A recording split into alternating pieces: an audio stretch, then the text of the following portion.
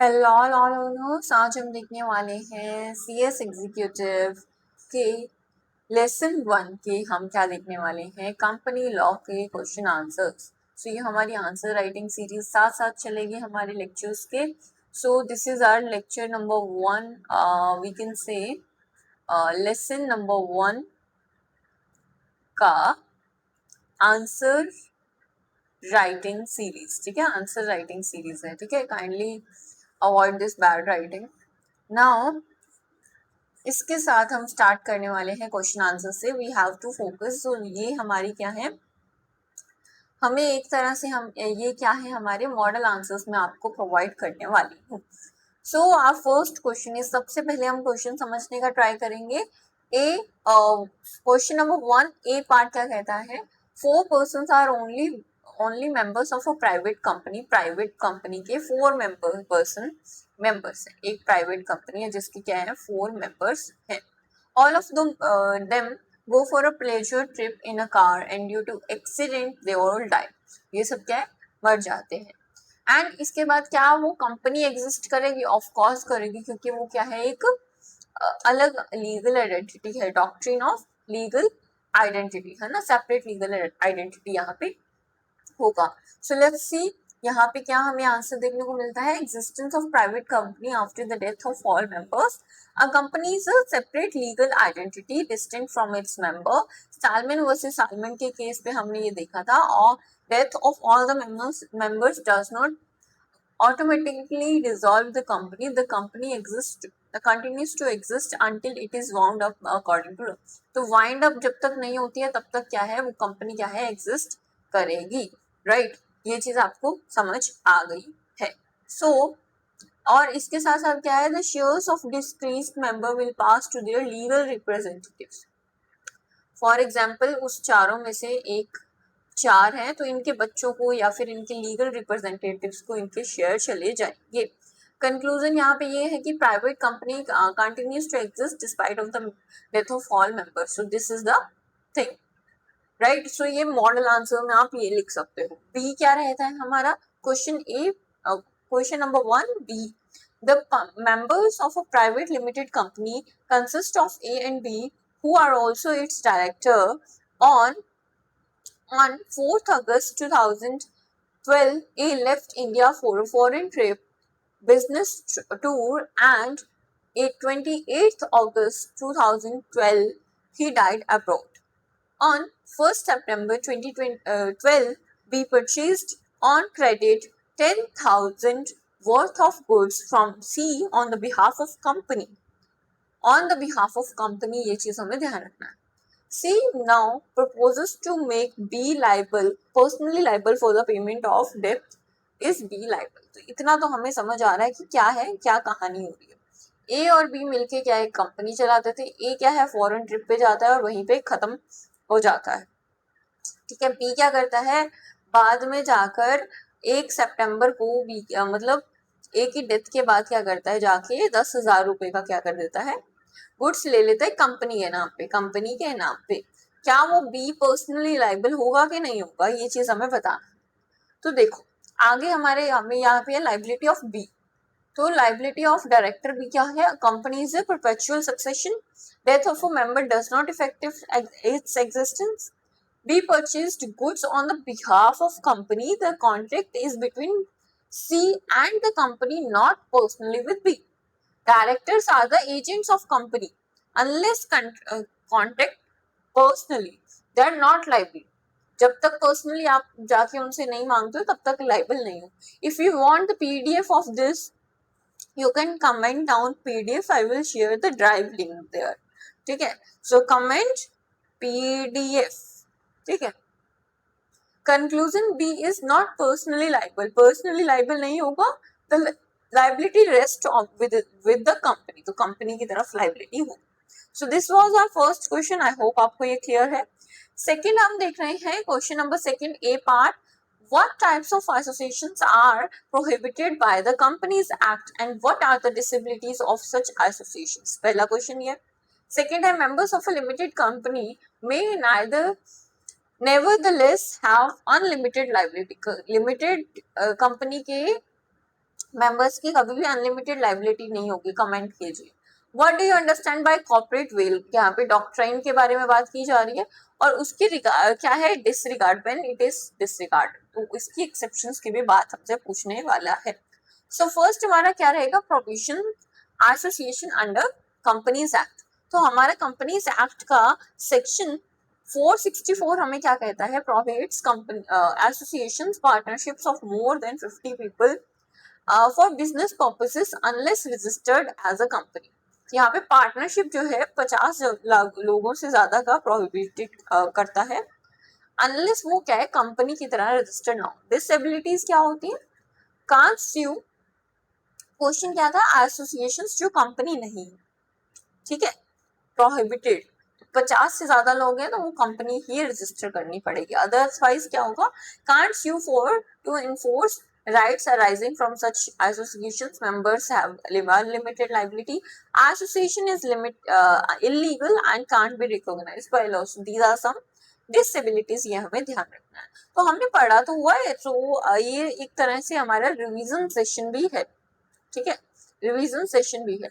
अब मैं आपको पहले बता दूं, लेसन नंबर 2 पे जाने से पहले आपने जो भी लेक्चर्स देखे हैं, नोट्स बनाए हैं, kindly go through those lectures as well as notes. 2x पे जाके देखिए, पर जरूर रिवाइज कीजिए, रिवीजन के बिना पार नहीं पड़ेगी, ठीक है। Now what is unlimited liability of members in a limited company. Normally क्या होता है, लाइबिलिटी लिमिटेड होती है to unpaid value of shares. However, liability may become unlimited कब हो जाती है, केसेस में जैसे fraudulent conduct of business section 339 में, misstatement in prospectus section number 35 में, reduction of membership below statutory minimum, और यहाँ पे section 3A में conclusion क्या है, members of a limited company may in certain circumstances have unlimited liability होती है। Okay, now next is corporate veil. Corporate veil क्या होता है, corporate veil refers to the separation between company and its members. तो company और company के members में separation लाने का काम कौन करती है, ये कॉर्पोरेट पतली सी दीवार करती है, वेल करती है, ठीक है। कोर्ट्स में disregard this well in case of, कब डिसरिगार्ड कर सकते हैं, मतलब एक्सेप्शंस क्या रहेंगे हमारे इसके, तो फ्रॉड या फिर इम्प्रॉपर कंडक्ट अगर करता है कोई, टैक्स इविएशन के लिए कंपनी अलग से लगाई गई है, एनिमी करेक्टर जैसे है हमारा, ठीक है। सो या फिर to determine true nature of the company के लिए भी क्या क्या है, एक्सेप्शंस होती है, कॉर्पोरेट वेल के कंसेप्ट को इग्नोर किया जाता है वहां पे। कंक्लूजन क्या है, वेल को लिफ्ट किया जा सकता है to prevent the misuse of corporate personality, ठीक है। इतनी सी बात सिंपल सी हमें पता लगे, देखो कितने शॉर्ट में मैंने आपको ये चीजें बताई। You can make the paragraph of these and write your answers. Now, question number 3, we are going to go with the flow. Question number 3 क्या है, state the consequences in which each of the following cases giving reasons for your answers. क्या करना है, reasons देने हैं, ठीक है। A private company has 210 members in total, of which 10 are employees of the company, 5 are employees live the employment of the company, ठीक है। 210 members हैं टोटल में, जिसमें से 10 मेंबर्स क्या है, एम्प्लॉयज ऑफ द कंपनी है, और 5 मेंबर्स क्या है, एम्प्लॉयमेंट छोड़ के चले जाते हैं। बी क्या है, ये प्राइवेट फॉर्म है, 20 members including a private company which is having 30 share holders है। लेट्स सी, अब कंपनी विद 210 मेंबर्स क्या होगा, सेक्शन नंबर 2 सब क्लॉज 68 में क्या है, private company can't have more than 200 members excluding employ members, ठीक है, एक्सक्लूडिंग एम्प्लॉय मेंबर्स। तो इसमें क्या बोला, 210 मेंबर्स हैं, जिसमें से 10 क्या है, एम्प्लॉय मेंबर्स हैं, एम्प्लॉय मेंबर्स हैं, मतलब 200 हो गया, ठीक है। तो वो चीज क्लियर है। यहाँ पे हियर 10 मेंबर्स क्या एक्सक्लूड किए जाएंगे, तो इफेक्टिव काउंट 200 ही है। अगर 5 मेंबर्स छोड़ जाते हैं तो काउंट 205 हो गया, नॉन एम्प्लॉयज हो गया, and this exceed statutory limits, तो यहाँ पे स्टैट्यूटरी लिमिट्स आ जाती हैं, ठीक है। Consequences, company ceases to be private, must convert into public company. तो यहाँ पे public company में convert करना पड़ेगा. So this is the thing. Next यहाँ पे क्या है, partnership formed with 220 partners including a private company. ठीक है. A company is a separate legal person, not an individual partner. A, a, a firm cannot have a company as a partner, only a natural person can be partners. Consequences क्या है, partnership is invalid in law. तो ऐसी partnership क्या होगी, invalid होगी.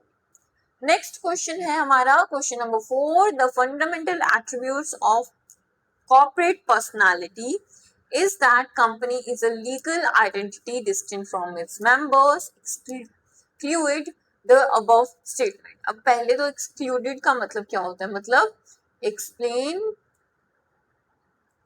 in detail. ठीक है, तो ये चीज हमें पता होनी चाहिए. कहने का मतलब क्या है, यहाँ से पूछ रहा है doctrine of separate legal identity. ठीक है, ये चीज हम ऑलरेडी पढ़ भी चुके हैं. आपको वीडियो आपके आई बटन पे और मेरे चैनल पे प्लेलिस्ट में मिल जाएगी. ठीक है. सो fundamental attributes of corporate personality क्या रहता है, company is a distinct legal identity separate from its members. Salmon का प्रिंसिपल है. कॉन्सिक्वेंसेस क्या रहते हैं, परपेचुअल सक्सेशन रहता है.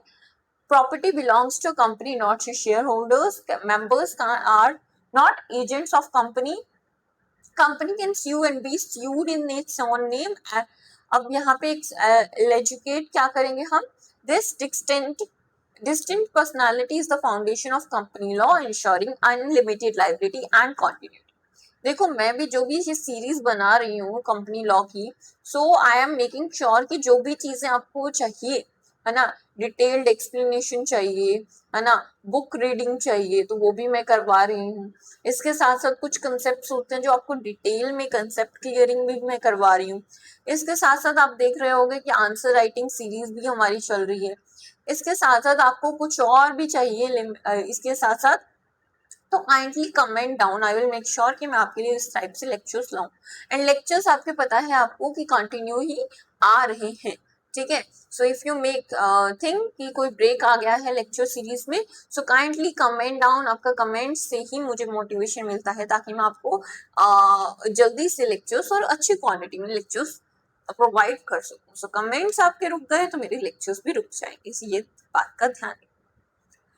So next is question number 5. Discuss briefly. Discuss करना है ब्रीफली. डिस्कस का मतलब क्या होता है कि positive points plus negative points हमें बताने हैं. ब्रीफली का मतलब इन शॉर्ट. ठीक है. The history of company law in India also discuss how far company law in India has been influenced by English company law. तो इंग्लिश कंपनी लॉ और Indian company law के बीच में हमें similarities बतानी है. क्या बतानी है, सिमिलैरिटीज.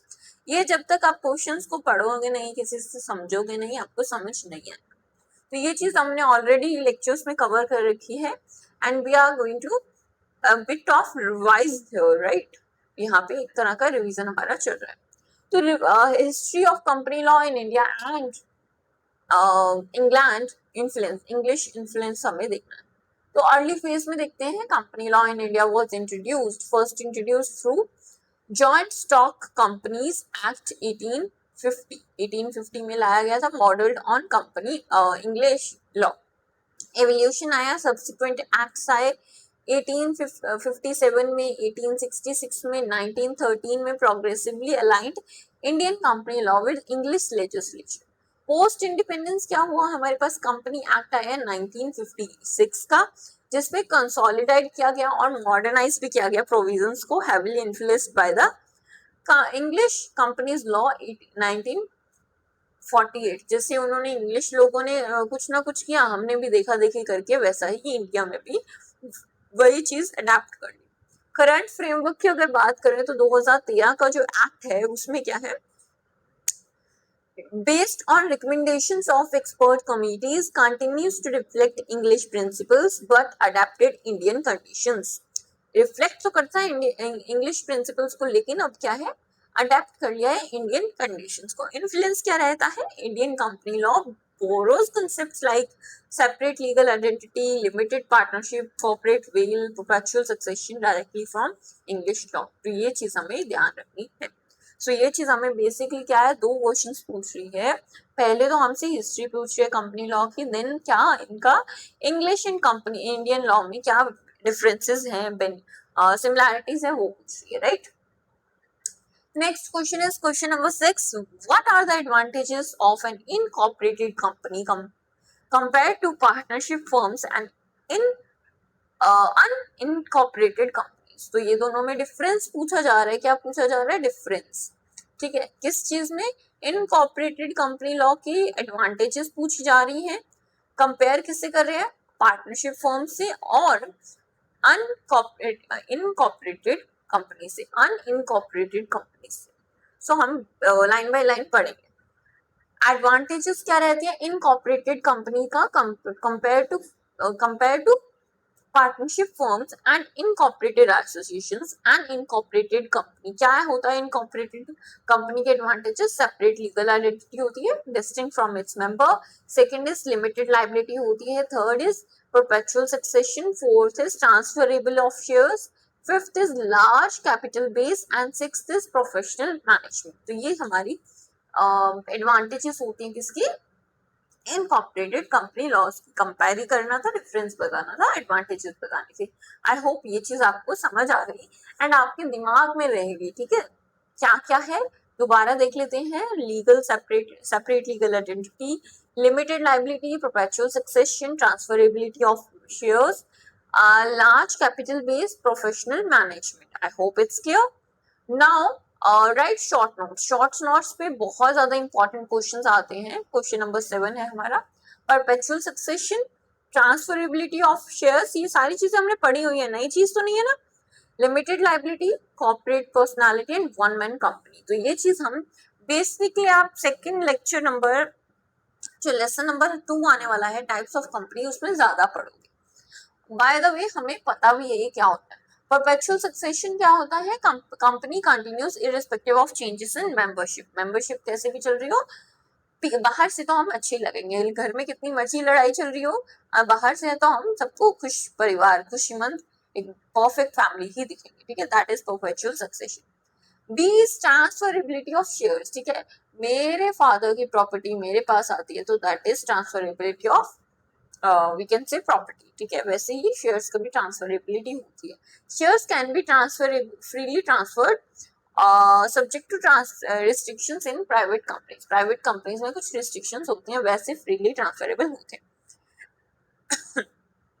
बोलते बोलते ना। Limited liability. लिमिटेड लायबिलिटी क्या होता है? Members liable only to the extent of unpaid share capital की तक ही इनकी एक्सटेंट तक लायबिलिटी होती है लिमिटेड लायबिलिटी। कॉर्पोरेट पर्सनालिटी क्या होती है? Company is a distinct legal person, ये तो हमें पता है, Simon principles. One man company क्या होती है? Company with single member recognised under Companies Act 2013 as one person company. Okay, very nice.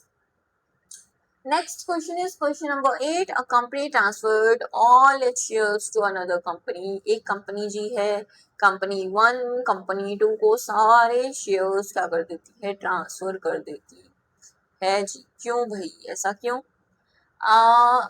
To its newly incorporated and wholly owned limit एक second दोबारा पढ़ेंगे। नहीं नहीं नहीं, क्या हो जाता है?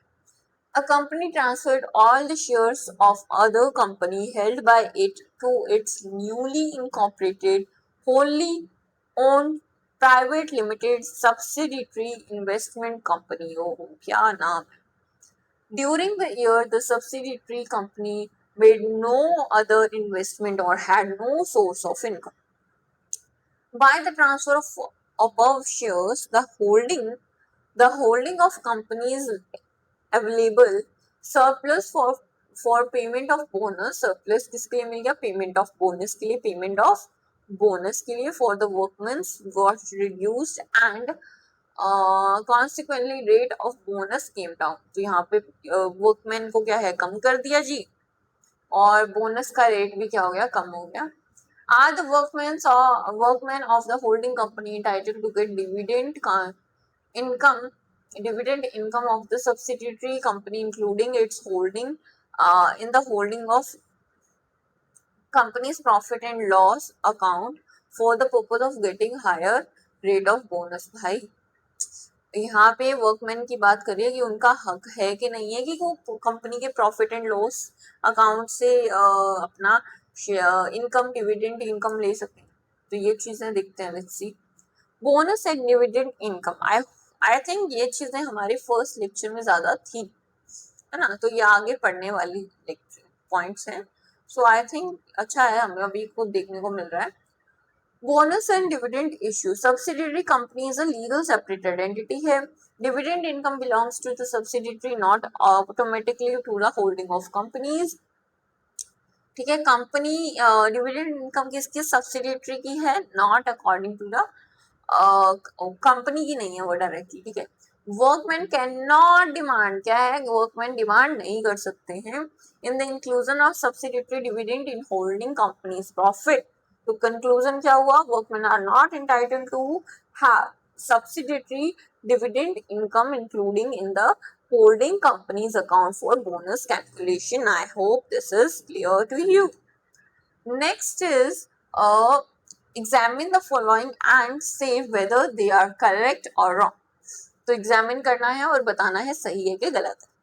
एक क्या है, a company being an artificial company, a person cannot own property and cannot sue or be sued। भाई ये तो गलत है, wrong है ना, तो हम क्या लिखेंगे इस पे, wrong या फिर incorrect। बी क्या है, members are the owners of companies undertaking। तो ये है कि नहीं है, आप बताइए बताइए बताइए, तो क्या है ये, यस रॉन्ग है, क्या है, रॉन्ग। तो वो कंपनी के अंडरटेकिंग की नहीं है, क्योंकि क्या है, legal separated entity. Third is the term body corporate connotes a wider meaning than the term company। Body corporate क्या है, वाइडर टर्म हुआ है कंपनी से ज्यादा। तो आप बताइए, this is correct. Company body company incorporates company incorporated outside India, limited liability partnership sector wider than company. ठीक है, तो बॉडी कॉर्पोरेट वाइडर है, तो दिस इज करेक्ट। आगे देखते हैं जी, फोर्थ क्या है, every member of a illegal association shall be personally liable. Illegal है तो पर्सनली लाइबल होगा, and all liabilities incurred in carrying the business. This is also correct one, है ना, ऊपर वाला भी क्या राइट करेक्ट था। ठीक है, next is a company is a juristic legal person, so this is also correct। Okay, next, so now we have done it। so ये हमारे 9 के 9 questions थे। if you want the PDF, kindly comment down PDF। this is CS executive, just a second। CS executive का हमारा क्या है, CS executive lesson 1 answer writing series. ठीक है, तो ये हमारा रहेगा। आई होप मैंने इसे सेव कर लिया है, आपको ये राइटिंग के साथ ही मिलेगा PDF। So kindly comment down PDF ताकि आपको ये PDF मिल सके, और अगला लेक्चर आपको जल्दी ही मिलेगा इफ यू कमेंट डाउन। सो आज के लिए इतना ही। जय हिंद जय भारत। आप हैं द लॉ लैब पे, ऐसी वीडियोस इतने रोमांचक लेक्चर्स आपको मिलते ही रहते हैं। जय हिंद जय भारत।